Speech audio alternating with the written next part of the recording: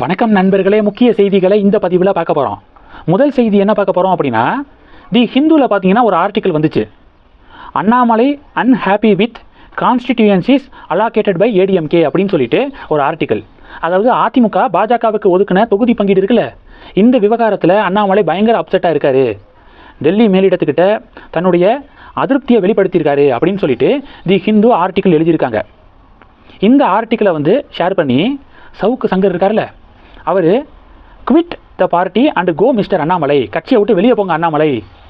அமித்ஷா ஹாப்பியாக இருக்கார், மோடி ஹாப்பியாக இருக்கார், நயினார் ஹாப்பியாக இருக்கார், நீங்கள் மட்டும்தான் அன்ஹாப்பியாக இருக்கீங்க. என்ன காரணம்னா, உங்களுக்கு அதிமுக பாஜக கூட்டணி அமைந்தது உங்களால் இப்போ வரைக்கும் ஜீரணிக்க முடியலை, அதனால தான் நீங்கள் அன்ஹாப்பியாக இருக்கீங்க, அதனால் கட்சியை விட்டு வெளியே போங்க அப்படின்னு சவுக்கு சங்கர் சொல்லியிருக்காரு. சவுக்கு சங்கர் அது மட்டும் இல்லை, கடைசி ஒரு வார்த்தையை பயன்படுத்தியிருக்காரு, join your paymasters in DMK அப்படிங்கிற வார்த்தையை பயன்படுத்தியிருக்காரு. அதாவது திமுகவில் உங்களுக்கு பணம் கொடுத்துருக்காங்களே அவங்களோடய போய் சேர்ந்துருங்க அப்படின்னு சொல்லிட்டு பதிவிட்டிருக்காரு.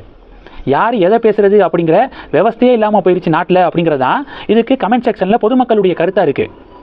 அதிமுக ஆட்சியில் இருந்தப்ப இந்த சவுக்கு சங்கர் எடப்பாடி பழனிசாமியை எவ்வளவு கொச்சையாக பேசியிருக்காரு கடந்த காலத்தில். அதாவது திமுக காரங்க கூட அப்படி பேசியிருக்க மாட்டாங்க, இபிஎஸ்ஸை அவ்வளவு மோசமாக பேசியிருக்காரு இந்த சவுக்கு சங்கர். திமுக ஆட்சிக்கு வந்துச்சு. திமுக ஆட்சிக்கு வந்ததுக்கப்புறம் திமுகவை மிக கடுமையாக எதிர்த்து வீடியோ பேச ஆரம்பித்தார். இபிஎஸ்க்கு சப்போர்ட் பண்ணி திமுகவை எதிர்த்து பேச ஆரம்பித்தார்.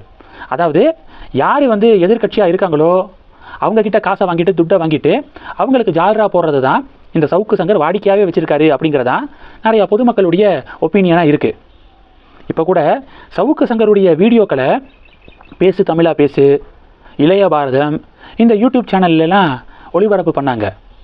காவல்துறை அந்த இளைய பாரதம் பேசு தமிழா பேசு இந்த சேனலுடைய ஹெட்டை கூப்பிட்டு விசாரணைக்கு கூப்பிட்டாங்க. எதுக்காக சவுக்குடைய வீடியோவை போட்டிங்க, யார் போட சொன்னது, போட்ட வீடியோவை டெலீட் பண்ணுங்க அப்படின்னு சொல்லிட்டு காவல்துறை அழுத்தம் கொடுத்ததாகவும், இல்லை சவுக்கு சங்கருடைய வீடியோவை நான் டெலீட் பண்ண மாட்டேன் அப்படின்னு இளைய பாரதம் கார்த்திக் கோபிநாத் சொல்லியிருக்காரு. இதே கார்த்திக் கோபிநாத் இப்போது சவுக்கு சங்கர் அண்ணாமலைக்கு எதிராக பேசினார்ல, பேசின அடுத்த செகண்டு இனி இதுதான் லைனு, அந்த லைனை நீங்கள் கிராஸ் பண்ணிட்டீங்க, இனி எப்போதுமே சவுக்கு சங்கருடைய வீடியோவை நான் டெலிகாஸ்ட் பண்ண மாட்டேன் அப்படின்னு கார்த்திக் கோபிநாத் குறிப்பிட்டிருக்காரு. சபாஸ் அப்படின்னு கார்த்திக் கோபிநாத்துக்கு பாராட்டுகள் குவிந்து வருது. இது ஒன்று. ரெண்டாவது என்ன பார்க்க போகிறோம், ரெண்டாவது ராஜபாளையம் தொகுதி இருக்குல்ல, ராஜபாளையம் தொகுதியை நடிகை கௌதமி அவர்கள் குறி வச்சுருந்தாங்க. முன்னாடி அவங்க பாஜகவில் இருந்தாங்க, பாஜகவிலேருந்து விலகி அதிமுகவுக்கு போனாங்களே. எதுக்காக பாஜகவிலேருந்து விலகினாங்கன்னா, 2021 தேர்தல் சமயத்தில் பாஜக சார்பாக ராஜபாளையம் தொகுதியில் போட்டியிட கௌதமி விரும்பினாங்க. ஆனால் கௌதமிக்கு சீட்டு வழங்கப்படலை. இதில் அதிருப்தி அடைந்து அவங்க பாஜகவிலேருந்து விலகி அதிமுகவுக்கு போய் அந்த ராஜபாளையம் தொகுதியில் போட்டியிடுவதற்காக கடந்த சில வருடங்கள் வேலை பார்த்தாங்க. ஆனால் இந்த முறையும் ராஜபாளையம் தொகுதி கௌதமிக்கு ஒதுக்கப்படலை. ராஜபாளையம் தொகுதி ஜான் பாண்டியனுக்கு ஒதுக்கப்பட்டிருக்கு. இப்போ கௌதமியுடைய அடுத்த கட்ட முடிவு என்ன, அதிமுகவிலே தொடர போகிறாங்களா இல்லை வேறு கட்சி தாவ போகிறாங்களா அப்படிங்கிற சஸ்பென்ஸு காத்திருக்கு, பொறுத்திருந்து பார்க்கலாம். இது ரெண்டு. மூணாவது என்ன பார்க்க போகிறோம், மூணாவது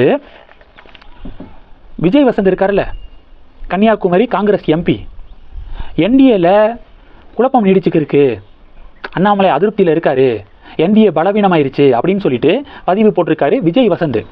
பாஜக தொண்டர்கள் சொல்கிறாங்க, அது எங்கள் விஷயம், நாங்கள் பார்த்துக்குறோம், முதல்ல உங்களுடைய சோழியை பாருங்கள். புதுச்சேரியில் திமுக காங்கிரஸ் எல்லாம் ஒரே கூட்டணியில் தான் போட்டிடுறாங்க. ஆனால் திமுகவுக்கு நேருக்கு நேர் திமுகவுக்கு எதிராக காங்கிரஸ் 5 தொகுதிகளில் வேட்பாளரை நிப்பாட்டியிருக்காங்களாம். புதுச்சேரியில் திமுக நிற்கக்கூடிய 5 தொகுதிகளில் காங்கிரஸும் வேட்பாளர்களை நிப்பாட்டியிருக்காங்களாம். முதல்ல இந்த பிரச்சனையை சால்வ் பண்ணுங்கள், அதுக்கப்புறம் எங்கள் விஷயத்துக்குள்ளே மூக்க நுழைக்கலாம் அப்படின்னு விஜய் வசந்துக்கு செக் வச்சுருக்காங்க என்டிஏ கேடர்ஸ் தொண்டர்கள். இந்த செய்திகள் எல்லாத்தையும் பற்றி உங்களுடைய பார்வைகளை மறக்காமல் கமெண்ட் பண்ணுங்கள். தொடர்ந்து கணக்கில் இருங்க, அடுத்தடுத்து நிறையா பதிவுகளை பார்க்க போகிறோம். நன்றி. ஜெய் ஹிந்த்.